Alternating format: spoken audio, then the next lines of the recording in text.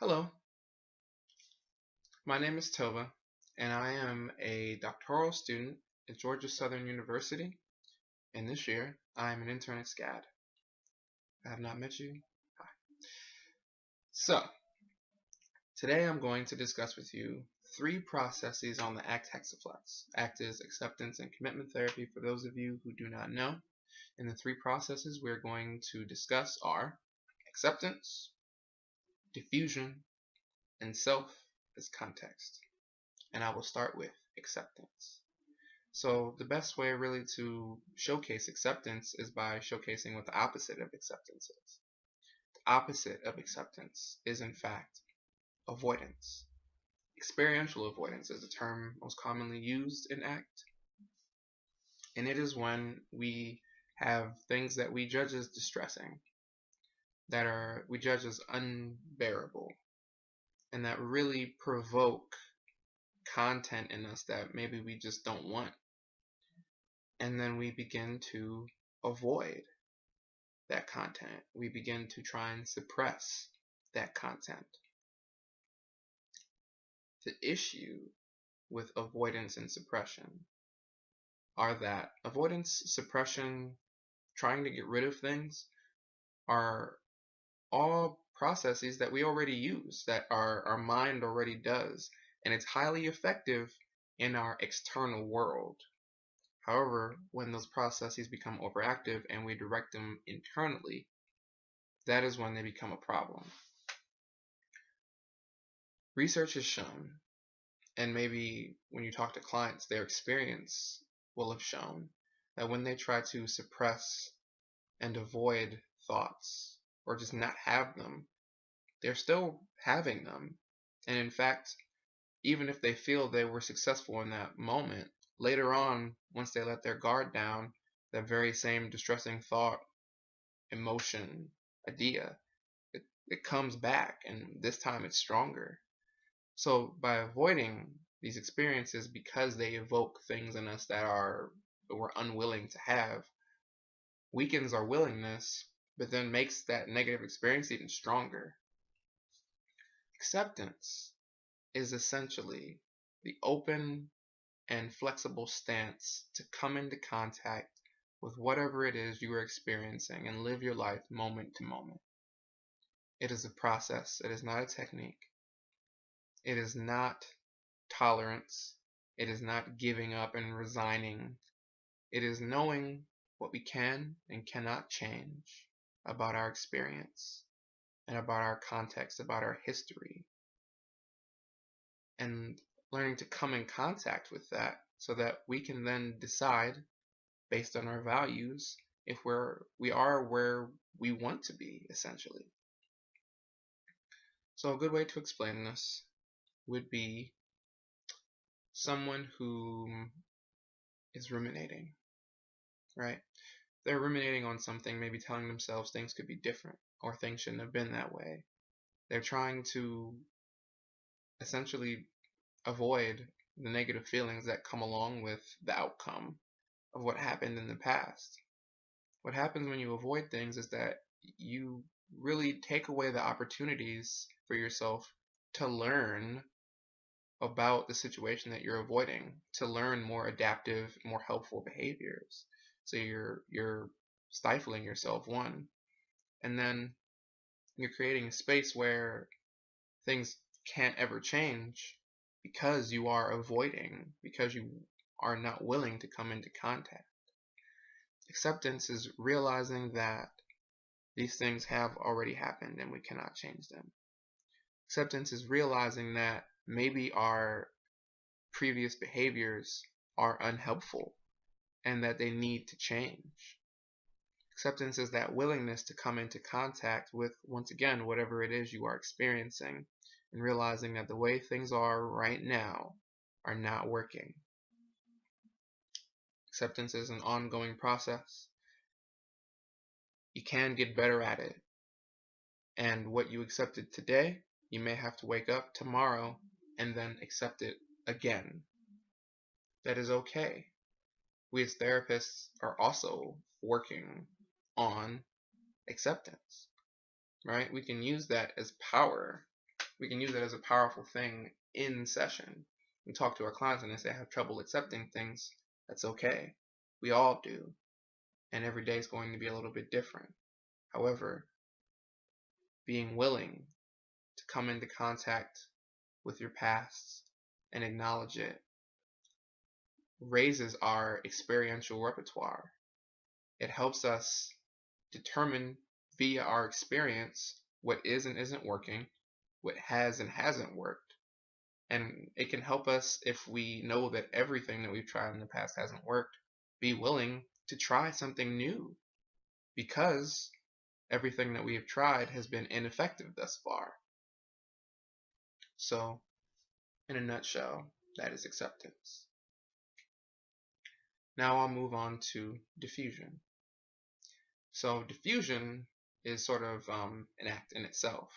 Not that, you're acting, because nothing is real, but more of an action that we take towards fusion. Fusion is when we buy into our thoughts and our judgments, and we allow our verbal thoughts to tell us what our experience is instead of experiencing. So for example, maybe something happened and you feel bad about it and you tell yourself, I'm a bad person.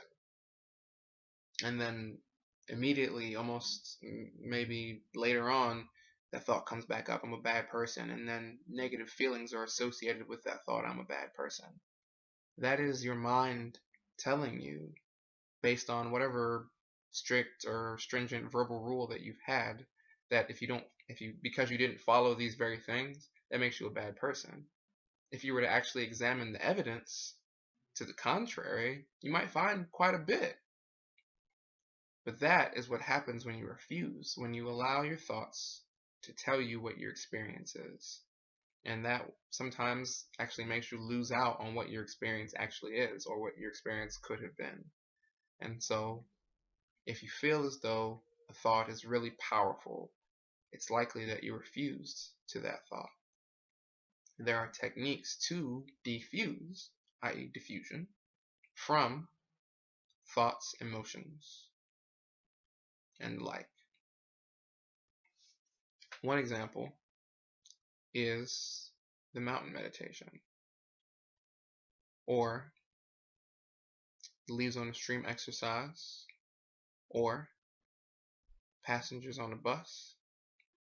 What these techniques do is they objectify our sensations, thoughts, and feelings. When you objectify these things, when you are able to sort of separate yourself from these things, you take away the power. When your mind tells you I'm a bad person and you don't buy into that, then you can see at that moment that that was just a thought. My experience does not actually tell me that I'm a bad person. My mind is telling me right now that I'm a bad person.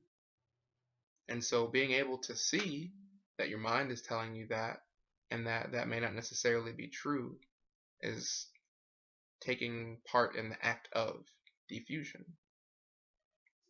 Right?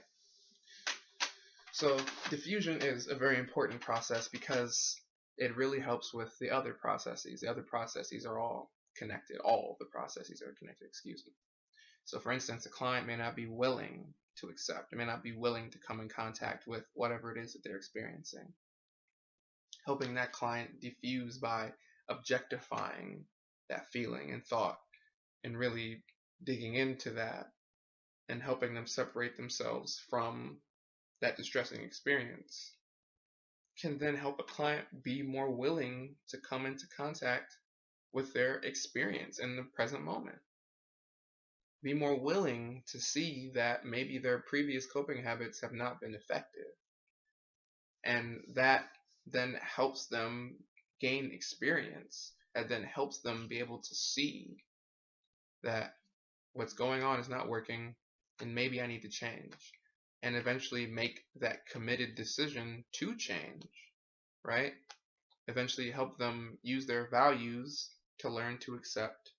And when this content is too distressing, they can diffuse from it to help them better accept it and help them better integrate their experience and help them gain those new behaviors that they desire in order to live a life by the values that they've chosen in order to meet their goals.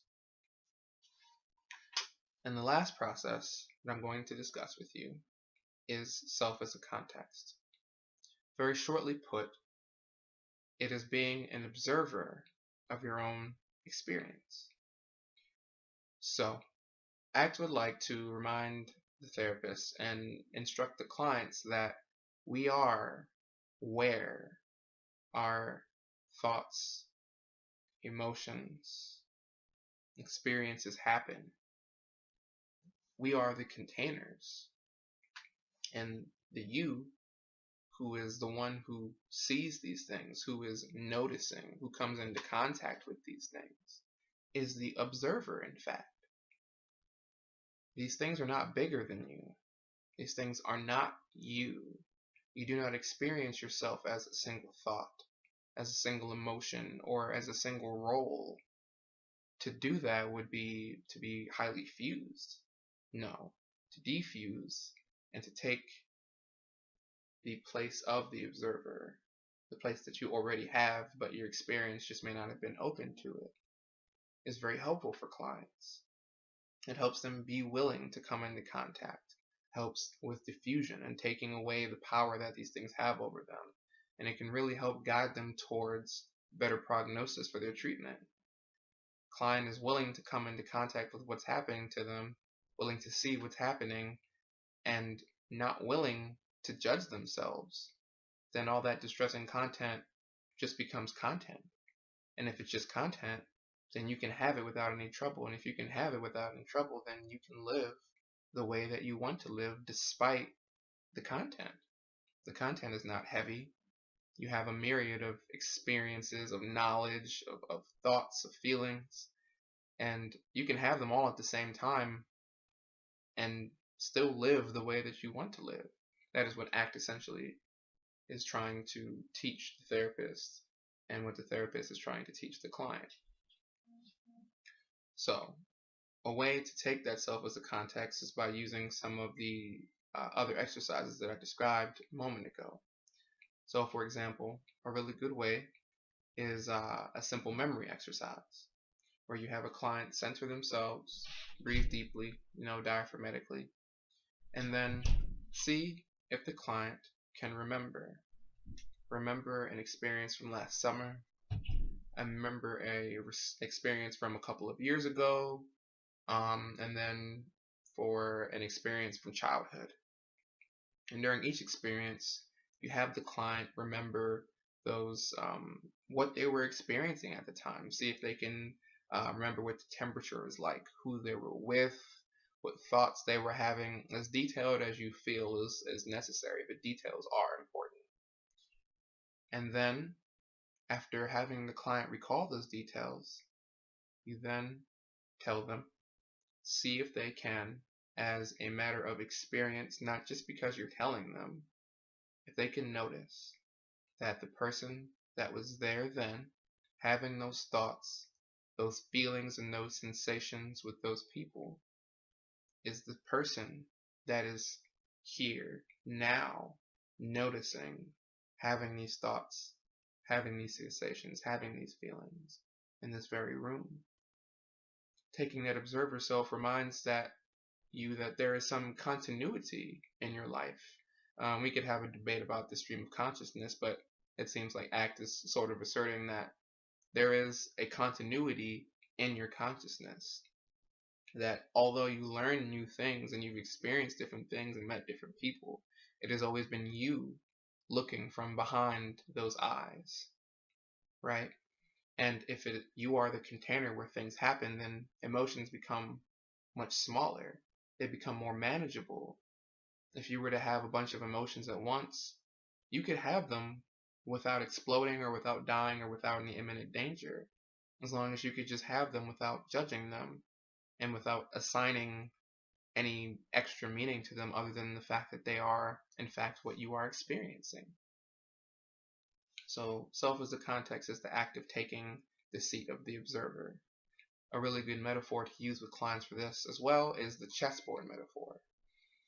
They may have the white pieces, which are their fond memories, and the black pieces, which are their negative memories. And they may commonly see themselves on the white horse riding into battle against the negative memories. But when you fight yourself, there can be no victor. You are not any of these chess pieces.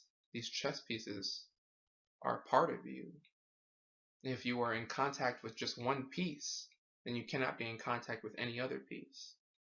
But when you are willing to take the seat of the observer, the place of the chess board itself, you can then be in contact with all of the pieces without being in contact with just one, and you can move in whatever direction that you want despite whatever the pieces are doing. So I hope this was helpful. I hope this was at least a good introduction into these processes. Please let me know if there's anything I can add, if you would like more techniques, or for me to maybe have some deeper, more detailed examples. Thank you for listening, and I hope once again that this was helpful. Take care.